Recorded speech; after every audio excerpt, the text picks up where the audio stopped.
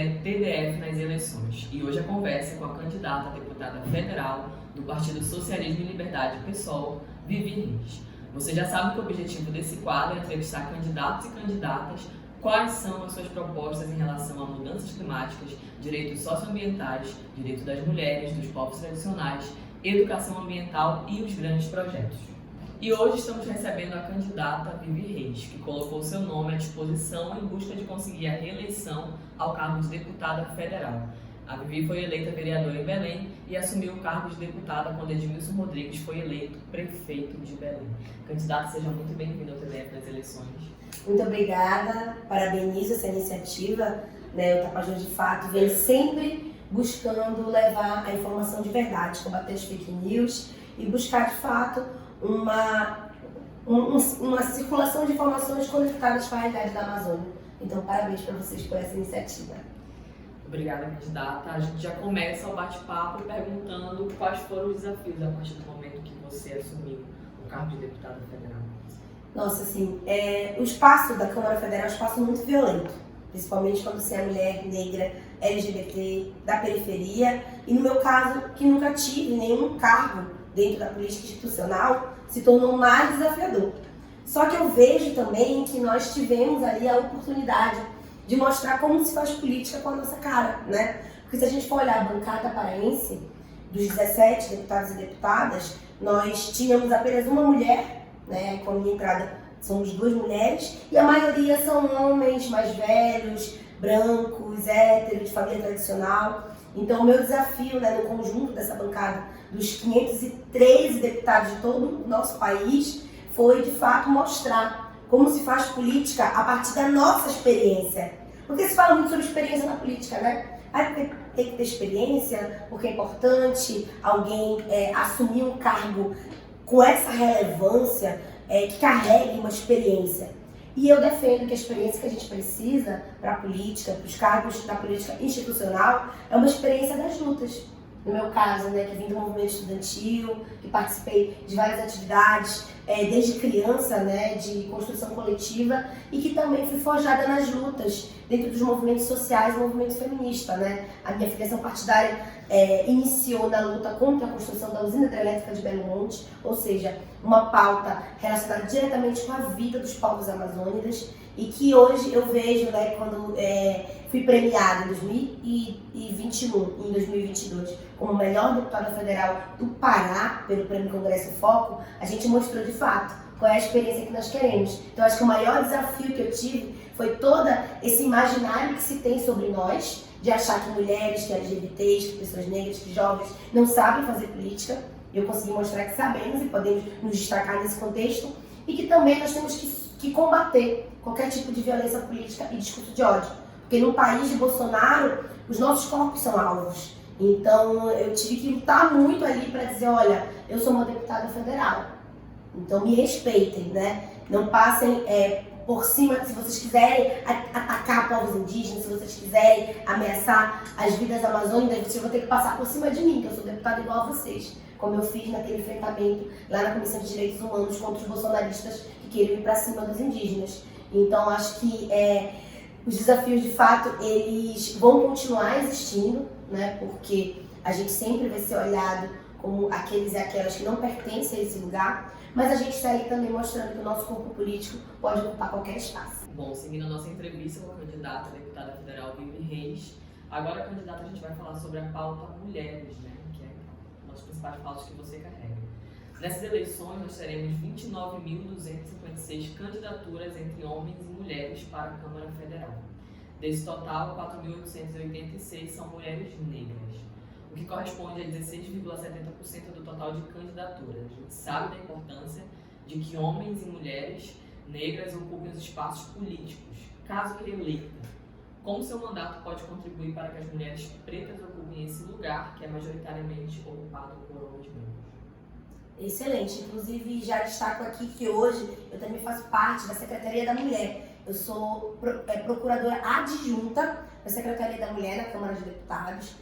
Nós temos uma bancada feminina, que ainda não se apresenta como feminista, mas como feminina, porque tem mulheres ali que não são feministas. Então a gente precisa também falar sobre isso, que não basta ser mulher. É preciso estar conectada com as nossas lutas históricas do movimento feminista. E lá na Procuradoria da Mulher, né, são as representantes do conjunto dessa bancada. São aproximadamente 80 mulheres deputadas. E a Procuradoria da Mulher é composta por apenas 4 mulheres. E a Secretaria da Mulher por mais 4. Então são 8 mulheres representando essa bancada de 80. E eu estou entre essas 8. E isso é uma vitória pra gente, enquanto paraense, né, de ter uma mulher paraense, mulher negra, que está lá nesse espaço, podendo também determinar quais são as prioridades a serem votadas no âmbito da Câmara Federal. E eu já tenho alguns projetos de lei relacionados com a temática das mulheres. Eu quero destacar aqui um projeto de lei a respeito da determinação de criação de delegacias das mulheres nos municípios com mais de 60 mil habitantes. Com certeza o nosso estado do Pará vai ser muito beneficiado, porque muitos dos municípios hoje não têm delegacia da mulher e tem municípios hoje que não tem possibilidade de tê-las, mas não tem vontade política por parte dos seus gestores. Então, com a aprovação desse projeto, nós vamos garantir que se tenha condição política, né? se faça uma condição política para que nós possamos ter delegacia da mulher nesses municípios do nosso estado que tenham acima de 60 mil habitantes. Então, isso é uma prioridade nossa, o projeto que está tramitando na Câmara e que eu espero que nos próximos anos já seja colocado em votação. Para além disso, nós também temos enviado recursos de emenda parlamentar para a política voltada para as mulheres, principalmente no que diz respeito às casas de parto, as políticas referentes também a apoio às mulheres mães de vítimas de chacina, que é uma temática que é invisibilizada, né? Nós temos hoje uma realidade em que as periferias têm vários casos de jovens que são assassinados e que as suas mães, a maioria dessas mulheres são mulheres negras, choram sobre o corpo desses jovens e que nós precisamos também pensar em políticas de incentivo a essas mulheres, né? Além disso, também nós temos muita relação com movimentos das pessoas, dos familiares de pessoas encarceradas, na verdade, pessoas privadas de liberdade, que também é uma pauta muito relacionada com as mulheres negras, porque a maioria das que estão à frente dessa luta são mulheres negras, mães, esposas, familiares de pessoas privadas de liberdade. Além disso, nós também estamos envolvidas em todas as lutas das mulheres e sua diversidade. Destacar aqui a luta das mulheres indígenas, a luta das mulheres quilombolas, a luta das mulheres lésbicas, bissexuais e travestis, porque para nós falar de mulher não é falar apenas de uma parte, né? Mas sim dessa totalidade. Além de que temos aí que levantar também a pauta das mulheres com deficiência, que é algo também hoje uma pauta invisível diante da sociedade que nós vivemos. E acredito que as mulheres negras na política, elas são a que têm o potencial de mover as estruturas do nosso país e do mundo. Hoje nós somos 1% aproximadamente no Congresso Nacional. Imagina só, as decisões são tomadas ali no Congresso Nacional e a maioria da população, né, que é negra, a maioria da população que são mulheres, tem apenas 1% de mulheres negras no Congresso. Então isso é um absurdo, né? No contexto da Câmara Federal, nós temos 15% de mulheres, mais ou menos, mas em termos de mulheres negras é apenas 1% de todo o Congresso Nacional, juntando senadoras e deputadas federais. Então, se a gente não consegue estar no espaço de decisão, ninguém vai falar sobre essas pautas. Então, o que eu estou falando para vocês? Eu, enquanto mulher negra, eu entendo a necessidade de defender as pautas que nós defendemos. Então, nós precisamos de mais pessoas como nós nesse espaço. E, para isso, nós precisamos também incentivar algumas políticas. A garantia de candidaturas de mulheres negras. Nós temos hoje já uma determinação de ter reserva, né, de vagas de candidatura para mulheres, assim como a reserva de tempo de TV e de recurso de campanha para as mulheres. E nós temos também que ter a garantia de candidaturas de pessoas negras. Mas, nesse contexto, a gente sabe que acontece muita fraude em alguns partidos, a gente sabe que acontece muito processo também de mulheres negras não serem prioridade nas disputas dos partidos. Então, hoje, a nossa luta, primeiro, é para fiscalizar isso, né, essa garantia de recurso, de tempo de TV e de vagas para candidaturas de mulheres e mulheres negras em especial, mas também para pensar em avançar, em proposições. Por exemplo, eu sou a favor, né, hoje é um debate até um pouco novo, de reserva de vaga dentro do parlamento. O que é isso? Tu não vai só garantir que essas mulheres elas disputem com 30% da chapa de um partido, por exemplo, mas tem que se garantir que exista uma porcentagem mínima de cadeiras já reservadas para mulheres e para pessoas negras no parlamento. Acho que isso vai mudar um pouco a fotografia da política. Porque às vezes a pessoa pensa assim, a votação X ou Y do candidato homem branco é muito superior à votação da candidatura de uma mulher negra. Mas quais são as condições que são dadas aos dois? E o que cada um pode fazer dentro do parlamento? Eu consegui mostrar, através da nossa atuação no mandato, como se faz uma política com a cara das mulheres negras amazônicas. Mas quantas outras mulheres ficaram fora?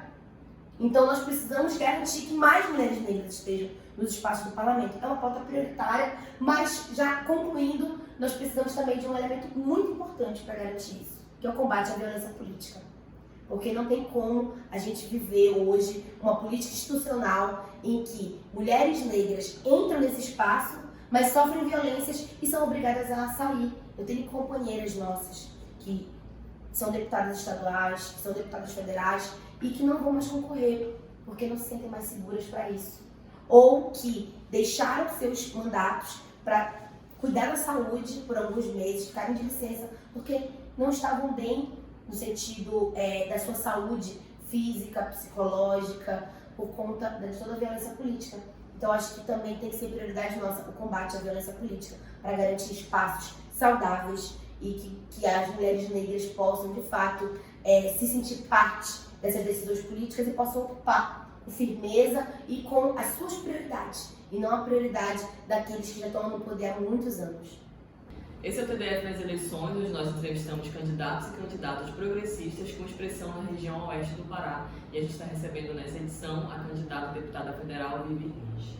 Bom, candidato, agora a gente vai falar sobre um tema que ainda não é tão falado, mas tem uma importância extremamente relevante, principalmente nesse ano, que é a renovação da Câmara Federal. Levando em consideração que nós temos um parlamento ocupado por conservadores e políticos de carreira, que fazem deste cargo muitas vezes uma profissão para ter acesso a benefícios como a aposentadoria, a renovação dos parlamentares é necessária e a gente precisa de novas ideias, propostas novas, além da importância de termos pessoas do campo progressista ocupando essas cadeiras. Nos últimos anos, a candidata esteve na Câmara Federal e viu como funciona a política no corredor do Planalto, viu de perto tudo isso. E na sua opinião, candidata, quais devem ser as prioridades de quem for ocupar essas cadeiras, principalmente para quem vai votar? Muito bom, Isabela, falar sobre isso, porque o que a gente vê hoje, né, é uma transferência de poder entre famílias, né? Então, eu, enquanto uma mulher, filha de trabalhadora doméstica e trabalhador autônomo, né, que não tem nenhum familiar na política e que sou parte, né, dessa classe trabalhadora, eu estava servidora pública no município de Barcarena, quando eu vim candidata a deputada federal em 2018. Então, a gente sabe a realidade dos trabalhadores e trabalhadoras. Eu acho que o desafio grande é a gente combater hoje essa política que vive por interesses próprios e pensar numa política que constrói o futuro, que pensa coletivamente, que constrói seus mandatos conectados com os movimentos sociais.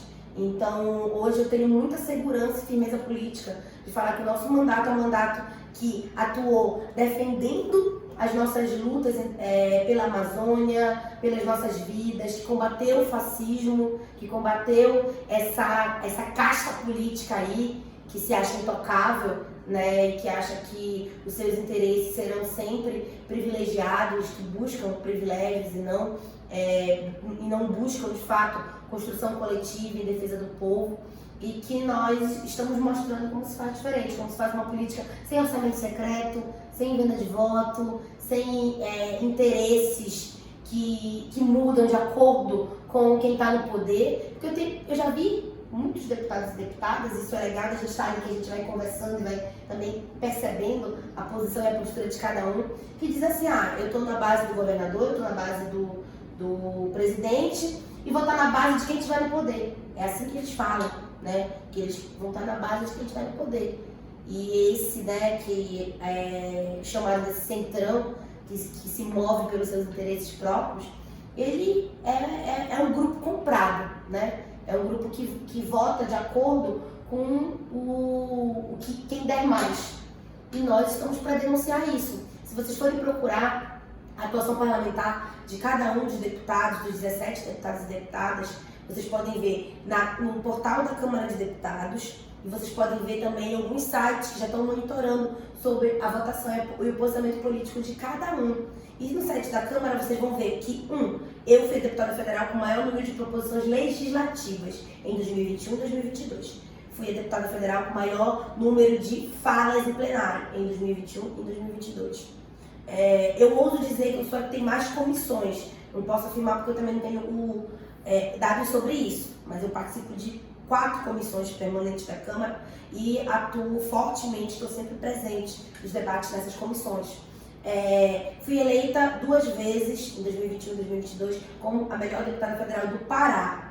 E nós também somos campeões de envio de recursos para as universidades públicas. E também, aqui é o FOPA, por exemplo, uma universidade que é total prioridade do nosso mandato. Sou a deputada que mais enviou recurso de emenda parlamentar para o FOPA. Então, isso significa o quê? Estou falando todos esses dados porque contra fake news, nada melhor do que dados, né? Do que dizer, olha, a gente está fazendo isso. E vocês podem olhar tudo isso na internet. Não é algo que eu estou falando que não tem como provar. E tem um site que é o quemfoiquem.org.br que fez um levantamento sobre como cada deputado e deputada votou. E lá eles falam a porcentagem de a favor ou contra os trabalhadores. Eu estou 100% a favor dos trabalhadores no site. Enquanto isso, nós temos deputados que estão 87% contra, 90% contra os trabalhadores. Deputados do nosso estado do Pará. Então vocês podem pesquisar lá de um por um e ver como cada um votou. Eu tenho muito orgulho de ter votado 100% a favor dos trabalhadores. E não ter faltado nenhuma votação. Porque ainda tem isso. Tem deputado que falta a votação para não se comprometer. Para não votar em algo que é polêmico e não se queimar com ninguém. Eu estou lá sempre presente. Né? Os momentos que eu tive que faltar foi por conta da Covid, né? que eu adoeci um período, e também pelas diligências que a gente realiza, que eu faço questão de estender o meu trabalho parlamentar para fora do plenário, fazendo diligência, fazendo seminários, como nós tivemos seminários sobre mudanças climáticas em Belém, né? Ainda esse ano. Nós também realizamos atividades de prestação de conta nas feiras, na frente das universidades, nas praças, por entender que o mandato ele não é apenas Vivi Reis, mas é um mandato construído por várias mãos, um mandato feito coletivamente e um mandato que é do povo e que a gente precisa prestar conta do que é feito em relação às votações lá em Brasília, aos projetos apresentados, aos recursos de emenda parlamentar, a todos os pronunciamentos e as denúncias. E quem quiser conhecer um pouco mais, pode nos seguir nas redes sociais, @vivireispessoal, que lá vocês vão acompanhar o nosso trabalho. É um trabalho incansável. Eu acho que é assim que se faz uma nova política, é olhar para frente e dizer o que nós queremos, e não ficar ali presa a interesses do empresário ou do governo, mas sim uma postura independente, uma postura conectada com os movimentos sociais e com as lutas, e não com os interesses dos poderosos. Muito obrigada, candidata. Como vocês sabem, o TDF nas eleições tem o objetivo de entrevistar os candidatos sobre diversos temas que envolvem a nossa região. E a gente vai começar a entrevistar a candidata Vivi Reis entrando nos temas sobre a pauta Amazônia, candidata. Excelente. Bom, candidata, quando nós falamos em Amazônia, no período do governo Bolsonaro principalmente, nós estamos falando de um recorde de desmatamento que não era visto desde 2006. E a gente tem um incentivo aí do agronegócio na Amazônia, e o presidente já chegou a dizer que, abre aspas, o agro é mais importante. E nós temos toda uma perseguição institucional contra os povos indígenas e seus territórios, enfim, os garimpos são destruindo as florestas e os rios. E o que mais tem ganhado evidência também é a perseguição e criminalização dos defensores e defensoras dos direitos humanos, como a gente teve aí o caso do Dom e Bruno, né, infelizmente, nesse ano. E essa política adotada para a Amazônia nitidamente não tem dado certo. Então, para você, candidata, que tipo de política é ideal para a Amazônia? Nossa, é muito importante a gente falar sobre isso. Primeiro que a Amazônia e Direitos Humanos é uma prioridade total do nosso mandato e seguirá sendo prioridade. Né? E já que citaste o caso do Bruno e do Dom, né, destacar que hoje eu estou como relatora da comissão externa que acompanha as investigações sobre o caso do Bruno e do Dom. Então eu tive a oportunidade, inclusive, de fazer uma diligência lá no Vale do Javari a respeito dessa temática e desse assassinato brutal. Um assassinato que envolve várias temáticas que são importantes. Uma, a questão de crimes ambientais. Outra, a questão do tráfico naquela região, que é uma região de fronteira. E também a questão dos direitos dos servidores e das servidoras públicas, como era o caso do Bruno, que era um servidor que estava licenciado e que sofria muitas perseguições por parte do governo de Bolsonaro. Então, isso já mostra, esse caso do Bruno Didon, ele é muito emblemático. Por quê? Porque ele deixa escancarado qual é a política que o governo hoje atua, né? O que eles defendem.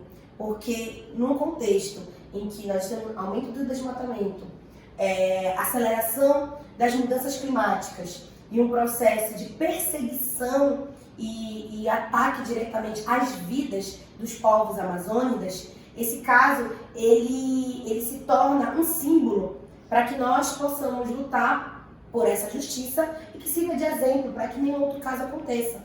Então, o governo foi muito bem colocado aqui na tua fala. O governo Bolsonaro é o inimigo dos povos da Amazônia.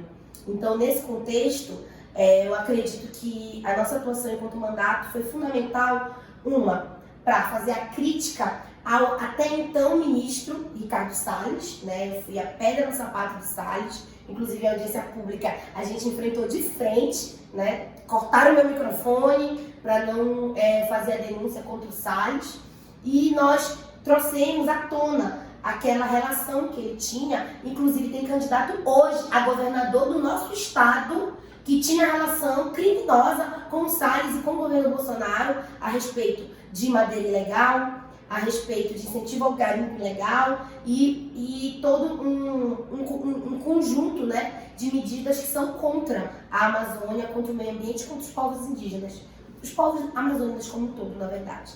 Então, acho que a nossa atuação foi muito emblemática no combate a esse tipo de política que é representada pelo Salles, por esse candidato hoje no nosso estado que vem ao governo, pelo governo Bolsonaro, porque quando nós deveríamos incentivar a fiscalização, quando nós deveríamos valorizar o servidor público, o que acontece?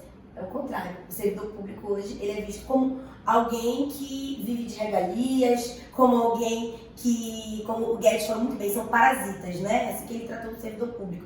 E o servidor público, nesse âmbito da pauta ambiental, ele é importantíssimo. Para quê? Para fiscalizar e para combater essas práticas hoje desordenadas e que avançam contra os territórios amazônicos. E fazendo uma conexão, né, com um pouco da nossa atuação, já falei sobre a relatoria do caso do Bruno Didon, que eu assumi na Câmara, mas eu também tenho um projeto de lei, que é o 2159 de 2022, que ele fala a respeito do rastreamento do ouro. Ou seja, ele vai coibir a prática do garimpo ilegal, porque você vai ter que provar, você vai ter que ter uma nota fiscal, inclusive, virtual, porque muitas vezes eles fraudam as notas fiscais, e isso vai fazer com que você evite que o ouro ilegal continue sendo comercializado. Então é um dos projetos que depois eu posso falar um pouco melhor, mas eu só que estou trazendo para vocês, né, algumas das nossas iniciativas, como relatora de comissão externa, que não é fácil, né, conquistar esse espaço, como quem apresenta um projeto de lei sobre a questão do combate ao garimpo ilegal e também a nossa atuação. Eu estive ano passado como vice-presidenta da Comissão de Direitos Humanos e Minoria da Câmara e esse ano eu estou como vice-presidenta da Comissão de Integração Nacional, Desenvolvimento Regional e Amazônia. Isso significa o quê? É uma mulher amazônica que está ocupando esses lugares, que está chamando a audiência pública, que está debatendo, que está recebendo os povos indígenas, quilombolas, ribeirinhos, camponeses e defendendo uma política em defesa do povo, a favor da reforma agrária, contra os crimes ambientais, contra isso que eles chamam de conflitos, mas que na verdade são perseguições e ataques à vida. Então, se eu tiver que te dizer hoje qual é a pauta prioritária do nosso mandato, o que a gente defende ali de diferencial para a política, é o combate a todo esse crime na Amazônia que acaba com a vida das lideranças. Então a defesa dos defensores, para nós, é a prioridade, porque são os defensores do meio ambiente, são os defensores dos direitos humanos que, de fato, fazem com que a Amazônia consiga continuar respirando de pé e resistindo diante de tantos ataques do governo federal. Bom, candidata, agora a gente vai falar sobre um tema que você já até começou a abordar em uma das suas respostas, que é a questão da violência política de gênero. Né? Nessas ocupações de espaço de poder, as mulheres elas são extremamente violentadas e, infelizmente, dentro do campo político não é diferente. Então a gente gostaria de saber o que a candidata pensa a respeito do que pode ser feito para essas mulheres, né, que vão entrar na política, na verdade, que a gente espera que entrem no campo político agora, nesse momento. Primeiro assim, já temos algumas iniciativas pela Secretaria e Procuradoria da Mulher em relação a incentivar a criação de procuradorias nos estados, ou seja, que as assembleias legislativas também tenham o seu espaço de auto-organização das deputadas, para que lá elas possam ter uma forma de se organizar e combater as violências que nós sofremos dentro dos espaços da política institucional.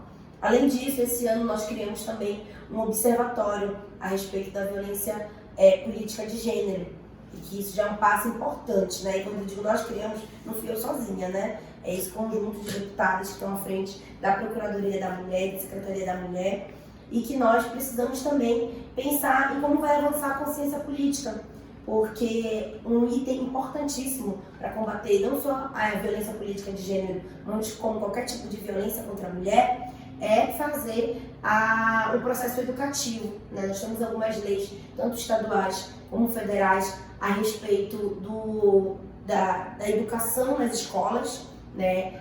De ensinar, por exemplo, nas escolas o básico a respeito das leis já existentes, da Lei Maria da Penha, da Lei do Feminicídio, mas também entender a necessidade, o termo que é utilizado muito é empoderamento feminino, não seria o melhor termo, mas é o que se utiliza hoje, para poder a sociedade como um todo, e principalmente os mais jovens, já entenderem que nós mulheres podemos estar em qualquer lugar.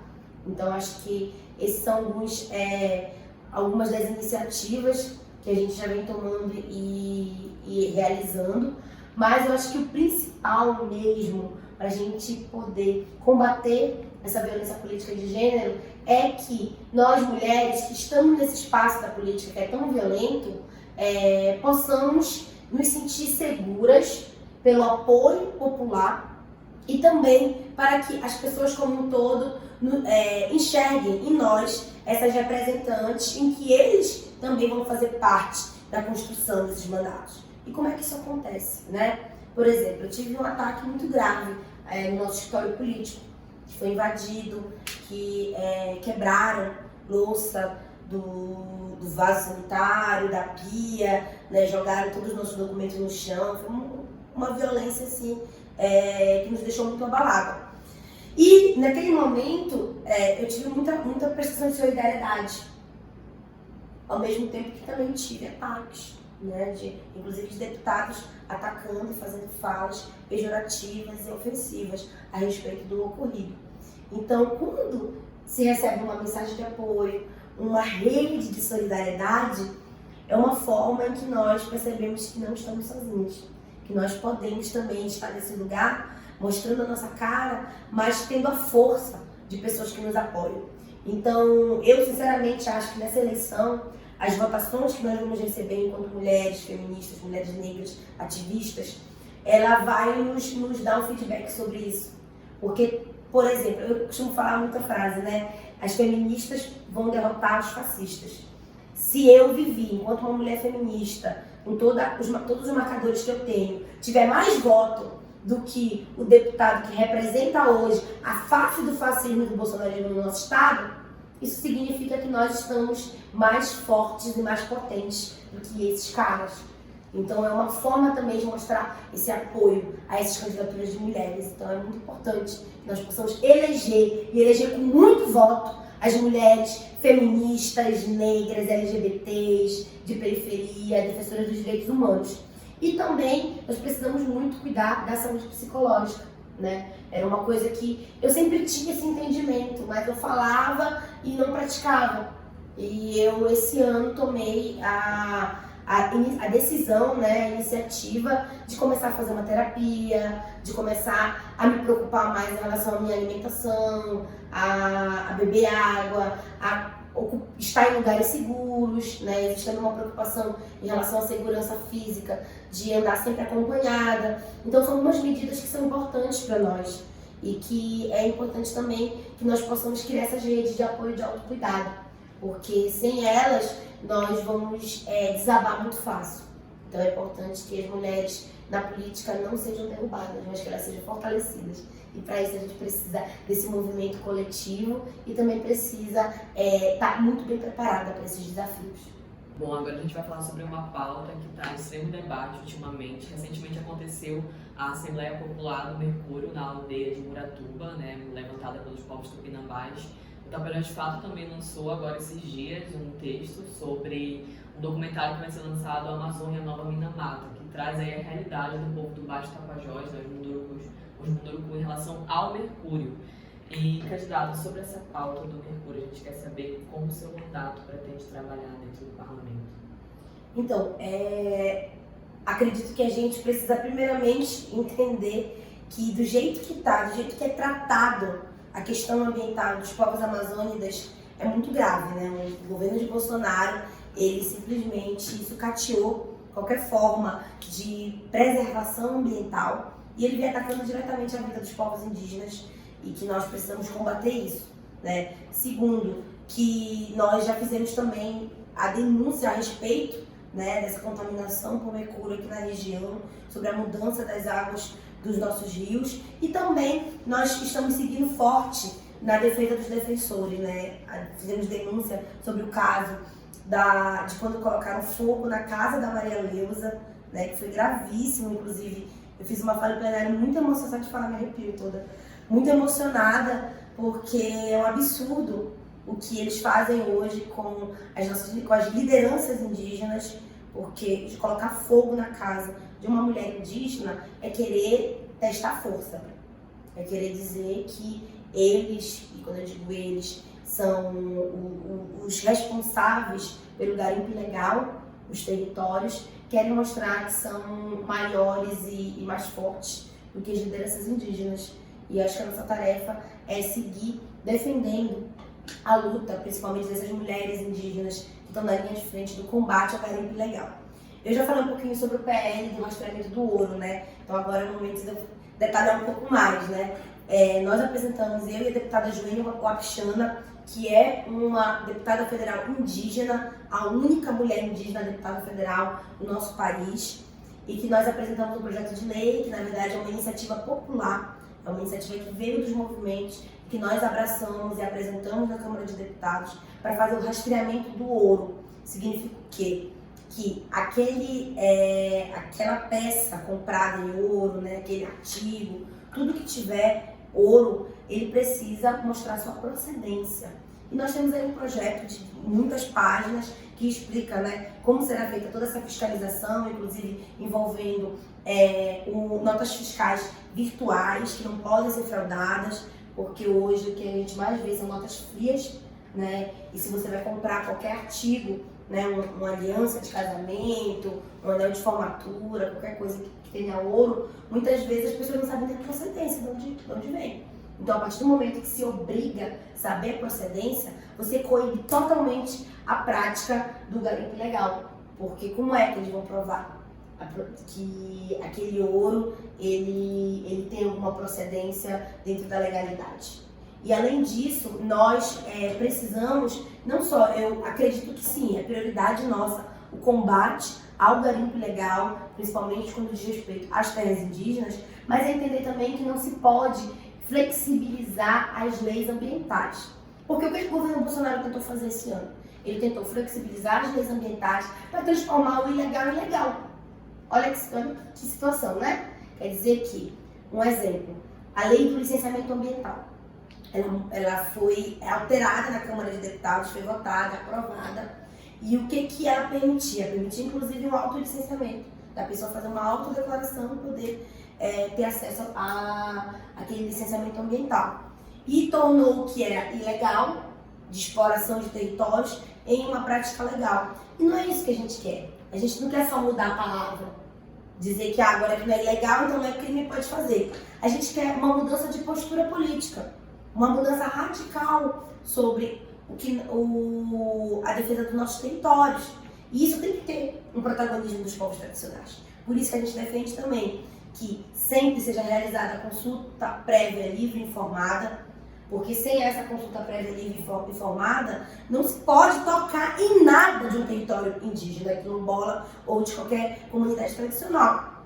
E que hoje isso está sendo altamente atacado pelo governo de Bolsonaro. Então, nós precisamos também avançar no processo de demarcação de terras indígenas e da titulação de terras quilombolas e reforma agrária para os camponeses, que precisam do seu local de plantio respeitado e não deixar que o latifúndio siga dominando a Amazônia. Então, essas são pautas nossas básicas e necessárias para transformar essa realidade. Porque se a gente garante toda essa política de demarcação de territórios indígenas, de titulação de território quilombola, de reforma agrária para os camponeses, significa que aqueles territórios vão ser preservados, que aqueles territórios não vai entrar ninguém ali para querer fazer uma prática de garimpo, uma prática de desmatamento, uma prática de uso indevido daquelas terras. Porque são esses, os povos tradicionais, que são os defensores dos territórios. Então, acho que esse é um ponto importante da política que a gente defende, para poder evitar com que seja feita essa prática do garimpo, que contamina os territórios, essa prática de uma política voltada para a defesa de um agronegócio. E, gente, não tem como a gente reproduzir o discurso que o meio ambiente e o agronegócio andam lado a lado, não andam nada, para não falar um palavrão aqui, né? Não andam coisa nenhuma junto. Eles andam muito na contramão. E também a gente precisa incentivar hoje, né, políticas que sejam voltadas para valorização da cultura. Né? Hoje a gente tem aqui, por exemplo, Santarém, toda a região oeste do Pará, Alter do Chão, como um espaço de riqueza cultural. E essa riqueza cultural, ela precisa ser mostrada também com uma necessidade de demarcar, né, uma cultura que não pode morrer e de um território que precisa ser valorizado. E não valorizado só para o turista ver, né? Porque às vezes se valoriza esses lugares só para fazer o turismo. Então a gente não pode achar que, por exemplo, Alter do Chão, toda a região do oeste do Pará, tem que ser uma região que vai ser construída e feita e pensada apenas para o turismo. Por mais que seja muito importante o turismo, inclusive, do ponto de vista econômico. Mas é pensar esses territórios para quem vive nos territórios. Porque, por exemplo, muitos que vivem aqui não vivem só no período da seca, em que tem um grande, né, apelo turístico, mas estão ali no dia a dia. Como é que essas famílias vivem economicamente? Como é que esses lugares são trabalhados do ponto de vista do manejo, né, dessa região, para que eles possam, de fato, melhor aproveitar aquilo que tem da região, tanto em relação à questão do solo, como dos próprios rios. E se a gente for analisar profundamente, né, essas medidas tomadas hoje de contaminação dos rios, de desmatamento, elas, a longo prazo, elas significam que você não vai ter mais a existência desse território. Você vai acabar com a possibilidade de vida. Quando eu falo vida, a vida humana, mas também de toda a biodiversidade. Então a gente precisa pensar, de fato, como vai construir essa política para o futuro. E o que eu vejo hoje aqui na região é um protagonismo muito grande de juventude. Muita gente ali se organizando, movimento de cultura, movimento de povos indígenas, movimento de juventude ambientalista, movimentos diversos, né? São diversos movimentos que se organizam e que hoje já mostram que essa mudança, né, de perspectiva e essa construção de uma política para o futuro tem que ser feita com esse protagonismo. Porque não vai ser de outra forma. A gente não pode esperar que um gringo, que alguém do sul do Pará venha para poder fazer essa mudança. Por mais que tenhamos muitos aliados, né? E eu acredito também numa política da Amazônia da perspectiva internacionalista, de pensar em como os outros países podem se responsabilizar também por essa preservação. Por quê? Porque a Europa já desmatou grande parte dos seus territórios. Então, as mudanças climáticas que estão postas hoje não podem ser responsabilidade, o combate às mudanças climáticas não pode ser responsabilidade só da Amazônia. Tem que ser uma responsabilidade internacional. Aí eu destaco também que isso não significa que a gente tem que mercantilizar as nossas riquezas. no sentido do que hoje tem projetos como crédito de carbono, né? Que é praticamente uma comercialização de recursos naturais, de querer pagar para preservar, e é entender que não é nessa lógica de mercantilização que a gente quer falar da preservação. A gente quer falar dessa preservação como uma responsabilidade internacional, que nós precisamos de fato ter condição de preservação. Mas para isso tem que ter uma política nacional forte também. Uma política nacional que olhe para a Amazônia não na perspectiva dos grandes projetos, mas sim da defesa dos povos tradicionais. Eu acho que passa por aí todos esses... falei de muita coisa, né? Mas passa por aí a questão de como combater essa contaminação dos rios e dos territórios indígenas, né? A gente precisa, avançar no processo de fiscalização, do combate ao garimpo ilegal. 2, precisamos também de pensar em como ter esse protagonismo dos povos que já estão aqui. 3, falar a respeito da questão da consulta prévia, livre, informada e dos direitos dos povos amazônicos e, dentre outros fatos, pensar em como ter gestões que possam estar conectadas com isso. Não dá para pensar uma política futuro do Brasil da forma que está. Com o governo de Bolsonaro, ecocida, não vai ter como parar e cessar toda a problemática hoje que é vivida aqui no Tapajós. Bom, antes de nós finalizarmos a nossa entrevista com a candidata a deputada federal Vivi Reis, a gente vai fazer uma pergunta que segue nessa pauta de impactos na vida das pessoas que vivem na Amazônia. Agora a gente vai falar sobre mudanças climáticas, né, que é uma pauta que a candidata já começou a abordar. Uma pesquisa do Instituto Polis revelou que as mulheres pretas de periferia são as que mais sofrem com os impactos de eventos extremos ocasionados pelas mudanças climáticas. E segundo dados do IBGE, essa realidade se repete no interior do nosso estado, do estado do Pará. A gente quer saber da candidata o que seria possível, via parlamento, para que o Brasil fosse um país mais responsável com a pauta climática, não só voltada para as mulheres, mas na sociedade como um todo que sofre com tudo isso. Certo, primeiro falar assim que isso tem nome, o nome disso é racismo ambiental. E a gente precisa colocar isso bem negritado para entender também que nós vivemos num país que é desigual e que nós precisamos falar da totalidade das políticas e como elas chegam ou não chegam para uma população. Né? Foi muito bem falado aqui pela Isabelle a respeito da questão das mulheres negras, né? E que são as mulheres negras à base dessa pirâmide social, que estão nos piores cargos de trabalho, que estão à mercê, de fato, das políticas públicas. E que nós precisamos entender que essa mudança climática toda, ela tem relação muito mais com a intervenção e a forma de que os grandes negócios, né, o agronegócio, os grandes empreendimentos estão se instalando, estão avançando sobre os territórios, do que com o consumo de cada um e de cada uma, porque é impressionante como as pessoas falam assim, nossa, a gente precisa combater a mudança climática, então a gente tem que parar de usar um canudinho, a gente tem que parar de tomar banho demorado, né? Se coloca muito essa responsabilidade individual nas pessoas. E a gente precisa, não estou falando que isso não é importante, acho que essas medidas individuais são importantes sim, inclusive como um processo educativo de que a sociedade toda passe por essa transformação, né? De poder entender que alguns comportamentos eles são mais benéficos para combater as mudanças climáticas. Mas é entender que enquanto a gente fala da economia de água no banho, quem gasta a maior parte da nossa água é o agronegócio.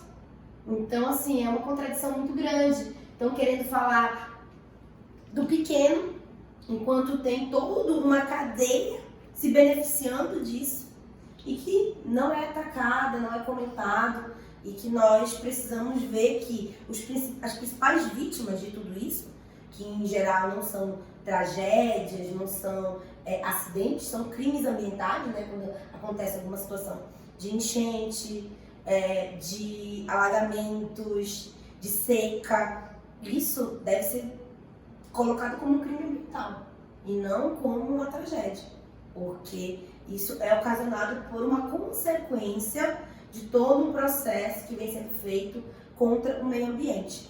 E nós já temos uma proposta sobre isso, né? Eu estou como coautora da PEC da Segurança Climática. O que é essa PEC? é para colocar na nossa Constituição Federal, no artigo 5º, a questão de que o direito à natureza e a segurança climática, ela é um direito humano, é um direito básico. Então, nós precisamos já mudar ali dentro da nossa Constituição essa perspectiva de entender que nós temos que ter direito à segurança climática e que também nós precisamos combater todo o processo de mudança climática e garantir o direito da natureza.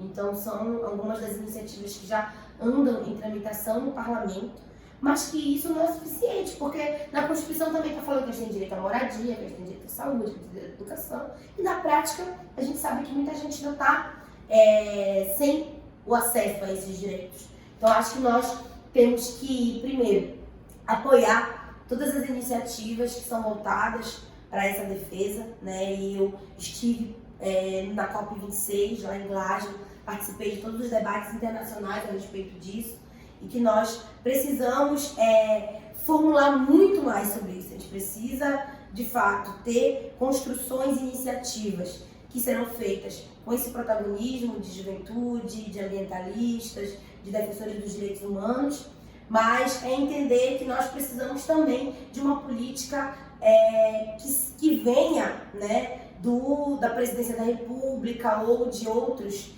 espaços da política institucional, mas que eles não vão pensar isso sozinhos.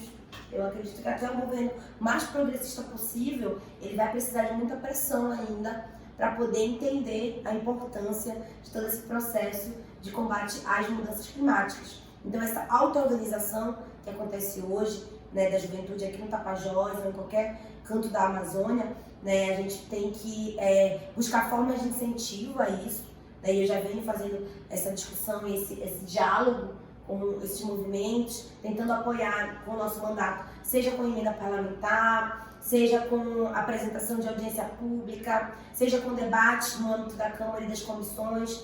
Então, hoje nós temos uma iniciativa muito importante no Amazônia de Pé, por exemplo. Eu acho que isso está tomando a cena do nosso estado do Pará. Nós temos uma iniciativa muito importante de Jogos pelo Xingu, de espaços eu não vou nem citar outros aqui, porque são tantos, né? Eu posso correr o risco de esquecer alguns. Então, aqui nós temos, na própria região daqui do oeste do Pará, né, vários grupos que já se organizam e que estão ali, seja na cena cultural, política, nos espaços de educação, fazendo esse protagonismo. Eu acho que eu, enquanto parlamentar, eu tenho o dever, né, a obrigação de apoiar todas essas iniciativas, que é o que a gente vem tentando construir hoje, né? Além disso, né, de apresentar a proposição legislativa, como eu falei, de apoiar as iniciativas, de lutar contra os retrocessos, que aí é outro ponto importante, porque às vezes a gente acha que a gente vai, quando a gente altera a lei, a gente altera sempre para o bem, não necessariamente. Muitas leis foram alteradas agora no governo Bolsonaro para piorar, como eu já citei, a lei do licenciamento ambiental, esse ano foi aprovada também a lei que permite grilagem de terra, esse ano foi aprovado o PL 490, que impede a demarcação de terras indígenas, foi aprovado no âmbito da Câmara Federal, e agora esses projetos estão no Senado.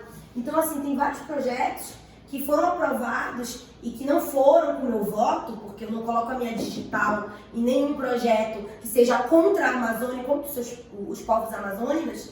Então, nós lutamos muito contra esses projetos. Eu acho que essa é a postura de um deputado e de uma deputada. Lutar contra os retrocessos, que no governo Bolsonaro tiveram muitos retrocessos.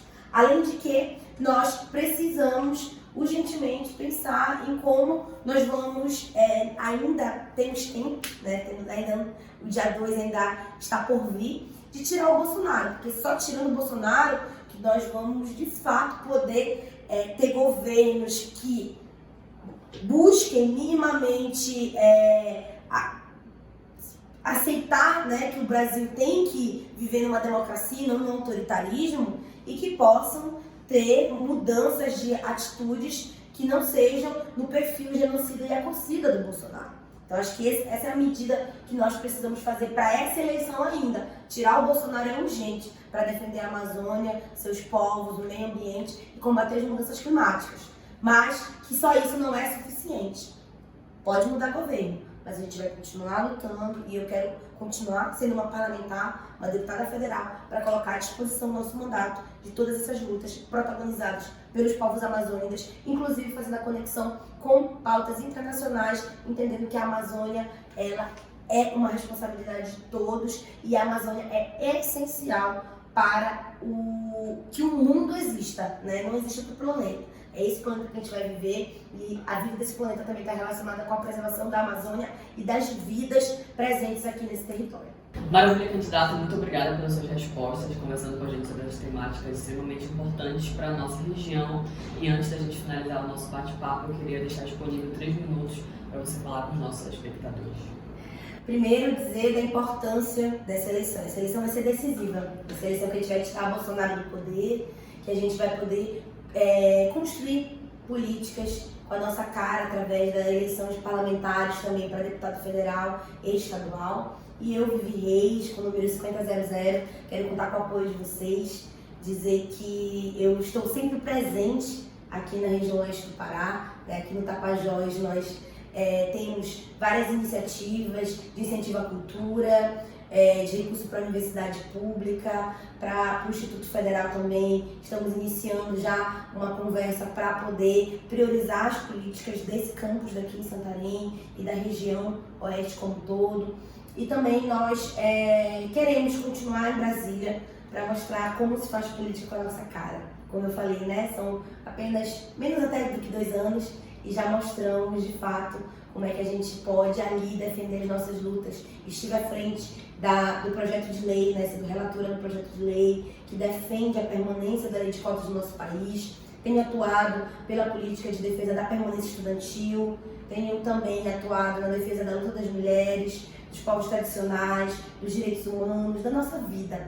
Né? Hoje a situação de miséria que o povo paraense vive é alarmante. Então é hora da gente transformar essa realidade. A gente não pode mais aceitar essa alta de preço. É um absurdo hoje a classe trabalhadora não conseguir colocar um pão na mesa, não ter direito nem a um serviço de qualidade, serviço público de qualidade.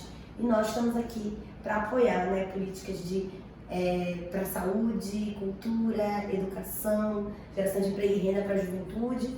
E para isso nós precisamos seguir em Brasília, sim, mas seguir também em cada canto desse Pará, né? Eu já sou um rostinho que sempre circula aqui pelo oeste do Pará, por entender que a nossa política não pode estar limitada à região metropolitana. Quem quer ser deputado do nosso estado não pode achar que vai se limitar apenas a ficar dentro dos seus gabinetes ou apenas circulando na região metropolitana de Belém. Precisa sim estar pelos rios, debatendo com a comunidade e até os bairros da periferia e junto aos povos da Amazônia. Né? Nós temos também enviado recurso para a saúde e para a educação indígena. Então são algumas das nossas iniciativas. O tempo é pouco, mas vocês podem nos seguir nas redes sociais para conhecer um pouco mais e saber das nossas iniciativas para a região e para todo o nosso estado do Pará. Então eu quero contar com vocês para seguir sendo essa mulher negra, amazônica, LGBT, cria da periferia, no espaço da Câmara Federal. Então, nessa eleição para federal é Vivi 5000.